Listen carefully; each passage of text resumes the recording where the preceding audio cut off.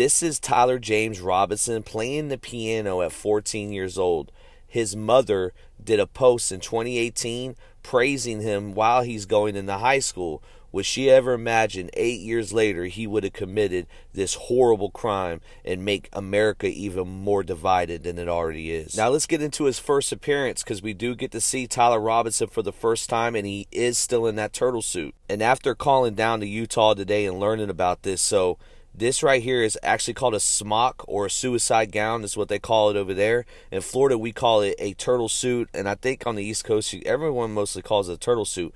But he could have that on for weeks, so there isn't a set period you have to have that on. They're going to evaluate him. Every time they evaluate him, they're going to see if they are able to take it off. But as of right now, he still has it on. There's been people that have had this vest on for months. So Tyler Robinson could have this vest on off tomorrow, or it could be on for months. It depends on his mental state. But I think because of the severity of the case and him already threatening to sell through via text to his family, with him telling his mom and dad that he is going to unalive himself, he's going to have this on for a long time, because this has Epstein written all over it. And honestly, this dude is an idiot, because he really thought he was going to get away with this. The plan was to get away with this. He wanted to grow old and not tell nobody about this. If you read the text messages between him and Lance Twigg'S, which we're going to get into in a little bit, and his plan B was basically to fight this. He was telling Lance Twigg'S, don't say nothing, delete this text thread, don't say nothing to the media, and basically, help his case. Because if you notice how he is here, he's just shaking his head. This dude doesn't want to kill himself.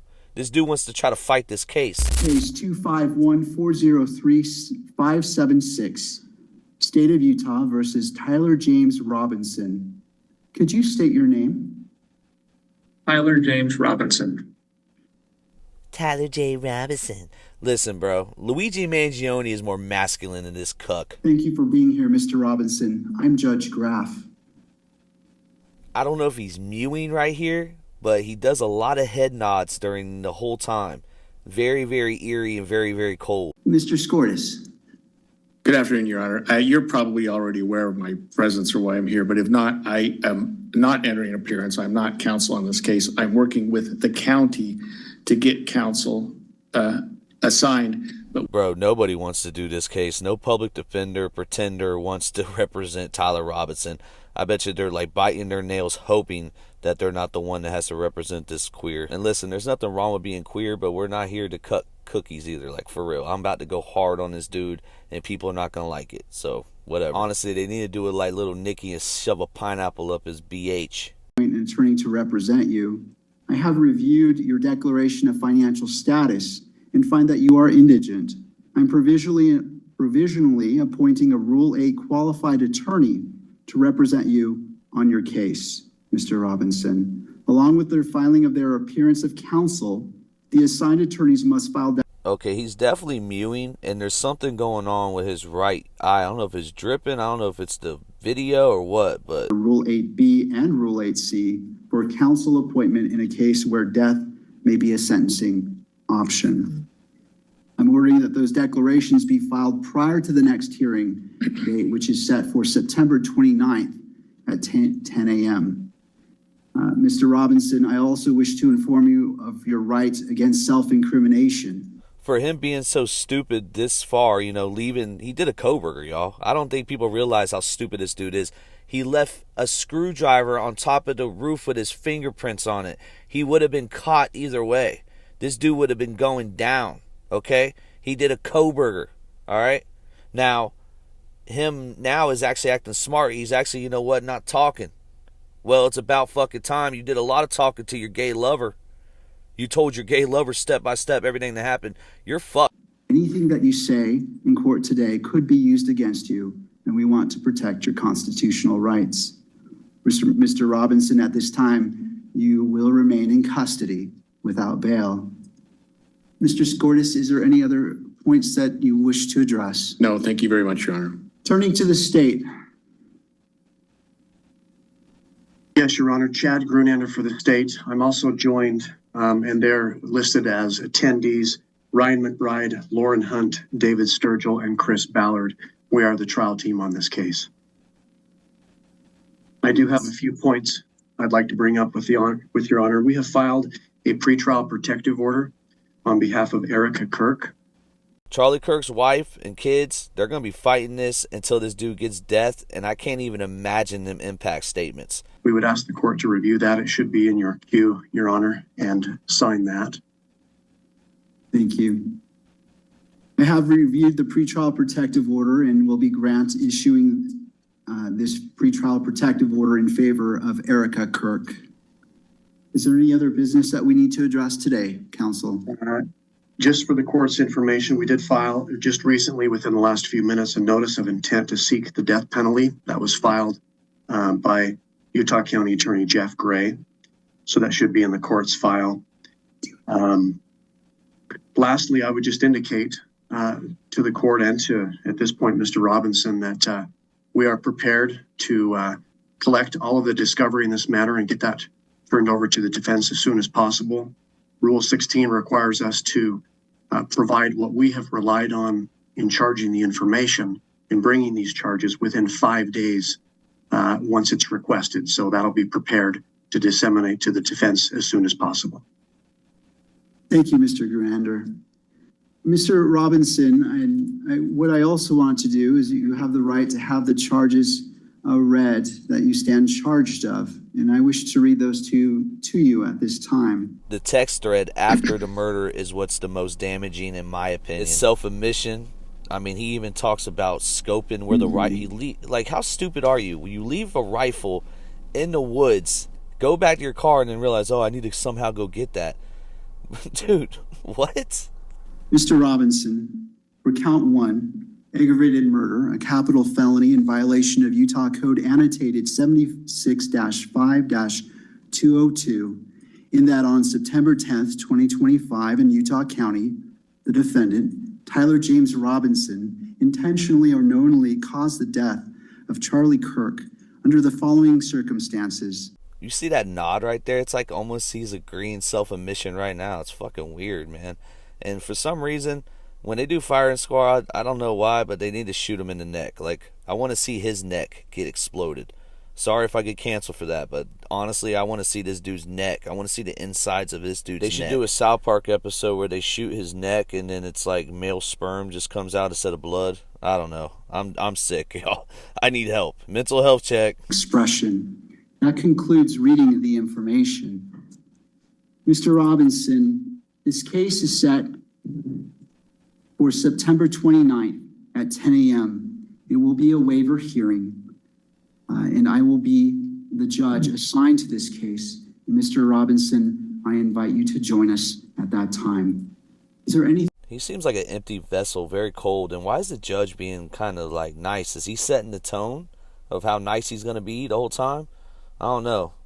Utah, man, y'all are too nice up there. Now let's get to the timeline of events and basically break down what the text thread is, because he tried to tell Lance Twigg'S, delete everything I'm saying. It's self-admission. He even talks to Lance Twigg'S telling him, yo, I'm right by I'm trying to get the gun back. And this is what really pisses me off. Dad gave him the gun. So Dad gave him Grandpa's gun. He did this with Grandpa's gun. Bro, you got not Grandpa's gun, bro. You got me. That's why they were saying it's so unique. This is a very unique gun. But let's get into it. And did so knowing that children were present and would witness the homicide. So Sack and Saul, the Aryan gangs that are up in Utah, would handle him just with that charge alone, putting children in danger, almost shooting a child in the head because he had to shoot over some people. I'm just saying that charge alone would get him handled by the Aryan Brotherhood. Let's get to it. Suspected shooting position is adjacent to an open, publicly accessible walkway. To access the suspected location, a person must climb over a railing and then drop to the roof only slightly below. The UV officer climbed over the railing and down onto the roof. He then walked to the suspected shooting position and confirmed a clear shooting corridor between the position and Mr. Kirk's seat.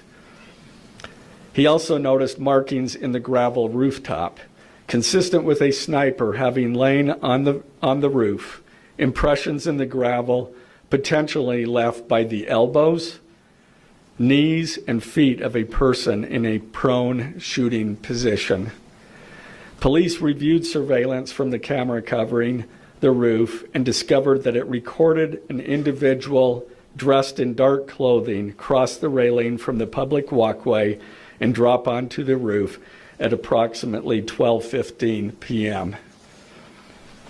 Although the individual moved out of the camera's view for a short time, the camera again captured the individual running across the roof and then low crawling to the area the UVU officer recognized as where the suspected sniper had dropped into a prone shooting position. After a short time, which matches the known time of the shot, the individual arose and ran across the roof to the northeast. This discovery led to an intensive review of UVU surveillance recordings to track and identify the suspect. Surveillance revealed the following.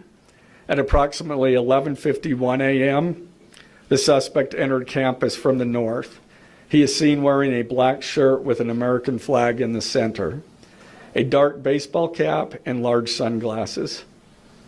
Throughout the surveillance, the suspect keeps his head down and rarely raises his head enough to get a clear image of his face. As he proceeds across the campus, he is seen walking with an unusual gait.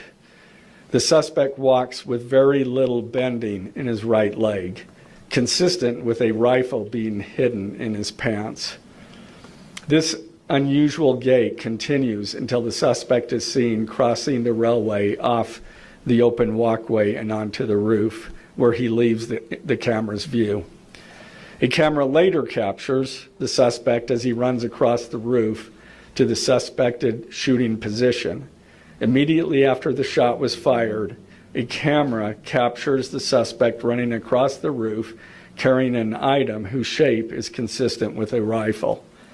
The suspect is then seen climbing down from the roof. He appears to drop the item he was carrying as he hits the ground in a controlled fall. He then picks up the item and runs toward the northeast end of campus. Expanded crime scene investigation. Law enforcement officers followed the suspect's escape path to the northeast end of campus, where they believe the suspect left campus and entered a wooded area.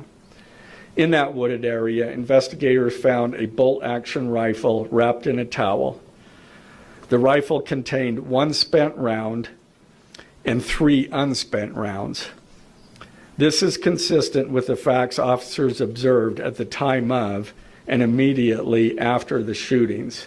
No shell casings were found on the roof, suggesting a bolt action rather than an auto-loading weapon, and only a single round was fired. Each round in the rifle contained an etched inscription as follows. The fired cartridge was etched, "No Tice's bulge, OWO, what's this?" The second cartridge that was again not spent, the last 3 were not spent, were not fired. The second, "Hey fascist, catch," with arrow symbols. The third cartridge, "Oh Bella Chow, Bella Chow, Bella Chow, Chow Chow." The fourth cartridge, "If you read this, you are gay," LMAO. The rifle, ammunition rounds, and towel were sent for forensic processing. DNA consistent with defendant was found on the trigger, other parts of the rifle, the fired cartridge casing, 2 of the 3 unfired cartridges, and the towel. Law enforcement was unable to immediately locate the shooter, so they published photos of the shooter from the UVU surveillance cameras and asked for the public's help to identify him. Meanwhile, law enforcement continued to try to identify the shooter through other means. The Washington County investigation. On the evening of September 11th, 2025, as law enforcement continued their investigation, Tyler James Robinson went to the Washington County Sheriff's Office with his parents and a family friend to turn himself in. Robinson's mother stated that the following to police. On September 11th, 2025, the day after the shooting, Robinson's mother saw the photo of the shooter in the news and thought the shooter looked like her son. Robinson's mother called her son and asked him where he was. He said he was at home sick and that he had also been at home homesick on September 10th. Robinson's mother expressed concern to her husband that the suspect shooter looked like Robinson. Robinson's father agreed. Robinson's mother explained that over the last year or so, Robinson had become more political and had started to lean more to the left, becoming more pro-gay and trans rights oriented. She stated that Robinson began to date his roommate, a biological male who was transitioning genders. This resulted in several discussions with family members, but especially between Robinson and his father, who have very different political views. In one conversation before the shooting, Robinson mentioned that Charlie Kirk would be holding an event at UVU, which Robinson said was a stupid venue for the event. Robinson accused Kirk of spreading hate. Robinson's father reported that when his wife showed him the surveillance image of the suspected shooter in the news, he agreed that it looked like their son. He also believed that the rifle that police suspected the shooter used matched a rifle that was given to his son as a gift. As a result, Robinson's father contacted his son and asked him to send a photo of the rifle. Robinson did not respond. However, Robinson's father spoke on the phone with Robinson. Robinson implied that he planned to take his own life. Robinson's parents were able to convince him to meet at their home. As they discussed the situation, Robinson implied that he was the shooter and stated that he couldn't go to jail and just wanted to end it. When asked why he did it, Robinson explained there is too much evil and the guy, referring to Charlie Kirk, spreads too much hate. They talked about Robinson turning himself in and convinced Robinson to speak with a family friend who is a retired deputy sheriff. At Robinson's father's request, a family friend met with Robinson and his parents and convinced Robinson to turn himself in. The family friend spoke to police and reported telling Robinson that it would be best if he brought all evidence with him to the sheriff's office to avoid police having to search his parents' home. The friend also asked Robinson if he had any clothes that were related to what he did. Robinson replied that he had disposed of the clothes in different areas. The roommate. Police interviewed Robinson's roommate, a biological male who was involved in a romantic relationship with Robinson.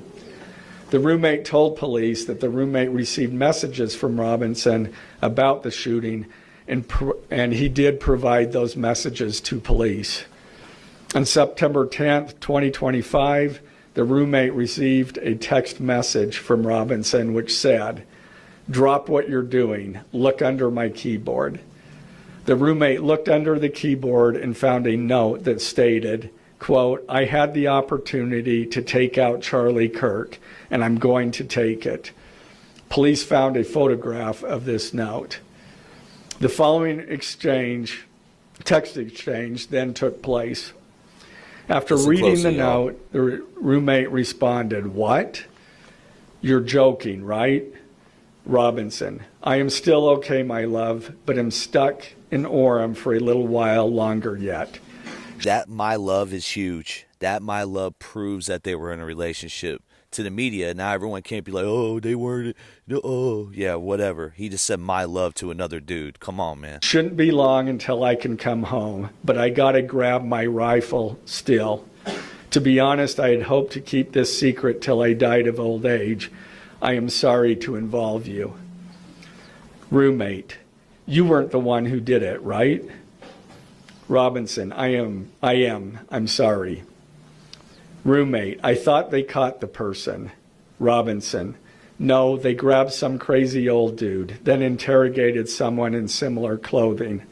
I had planned to grab my rifle from my drop point shortly after, but most of that side of town got locked down. It's quiet, almost enough to get out, but there's one vehicle lingering. Roommate, why? Robinson, why did I do it? Roommate, yeah. Robinson, I had enough of his hatred. Some hate can't be negotiated out.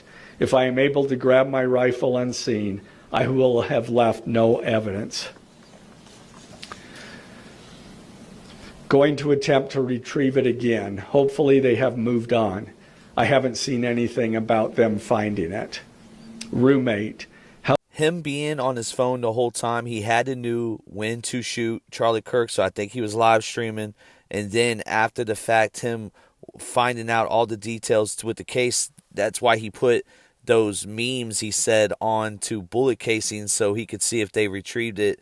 And, bro, this dude's plan is just stupid. Like, this dude really thought he was going to get away with it.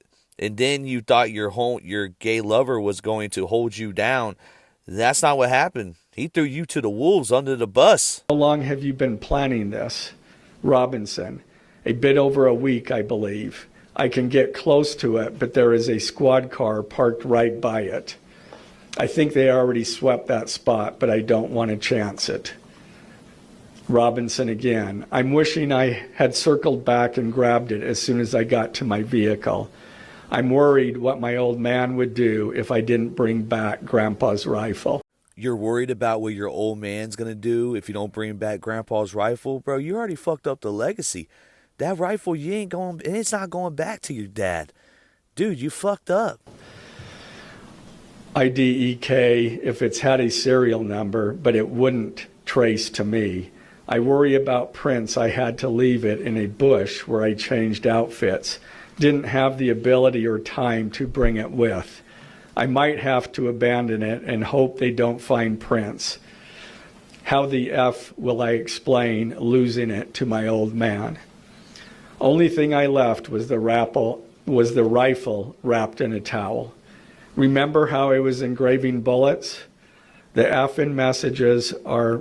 So I listened to this multiple times, and if you hear very closely, he just implicates his gay lover right there, saying, you remember the time when I was engraving bullets? So they have had this ideology, and they have already been pre-planning. I wouldn't be surprised if Lance Twigg'S gets charges. The text thread, he just said, remember when I was engraving bullets?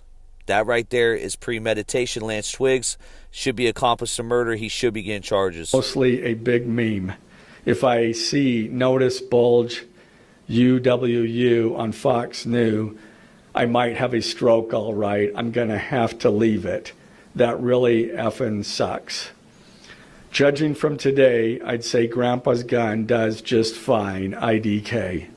I think that was a $2K dollar scope. Wink, wink. Robinson again. Delete this exchange. Again, Robinson. My dad wants photos of the rifle. He says Grandpa wants to know who has what. The feds released a photo of the rifle, and it is very unique. He's calling me, RN. Not answering. Robinson, since Trump got into office, my dad has been pretty diehard MAGA. Robinson, I'm going to turn myself in willingly. One of my neighbors here is a deputy for the sheriff. Again, you are all I worry about, love. That came from Robinson. Roommate, I'm much more worried about you. Robinson, don't talk to the media, please. Don't take any interviews or make any comments. And that's how their gay relationship ends, with Tyler Robinson committing murder. You'll never be with him again. That doesn't make a lot of sense to me. If you love somebody so much, I don't know. And I think Lance Twigg'S, you might have charges coming. It sounds like you know a lot. You knew what Tyler Robinson was capable of. That's why the message is a little bit, like casual. I don't know. Let me know what you guys think in the comments.